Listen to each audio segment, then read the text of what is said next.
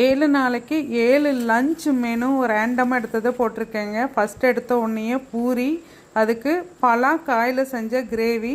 பூரி வீட்டில் செக்கில் ஆட்டின எண்ணெயில் செஞ்சதுங்கிறதுனால கண்டிப்பாக நாங்கள் எடுத்துக்குவோம். 2வது நாள் சாப்பாடு, கருப்பு கொண்ட கடலையில் குழம்பு, பீட்ரூட் பொரியல், ஊறுகாய் வீட்டில் செஞ்சது. இது 2வது நாள். 3வது நாள் தெனை சாப்பாடு, புளிக்குழம்பு, கத்திரிக்காய் போட்டு கெட்டியாக வச்ச புளிக்குழம்பு, மல்லி துவையல். இது 3வது நாள். 4வது நாள் நிறைய காய்கள் போட்டு சிறுதானிய நூடுல்ஸ், அதாவது நூடுல்ஸுக்குள்ளே காய்க்குள்ளே நூடுல்ஸாங்கிற மாதிரி நிறைய காய்கள் போட்டு செஞ்ச நூடுல்ஸ். அடுத்து 5வது நாள் வரகு அரிசி சாப்பாடு, கோவக்காய் பொரியல், எண்ணெய் கத்திரிக்காய் குழம்பு. 6வது நாள் ராகி ரொட்டி.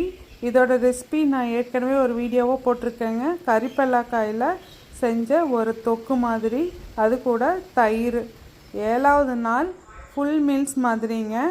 இதுக்கு ஒயிட் ரைஸ், புளிக்குழம்பு, கொத்தவரங்காய் பொரியல்.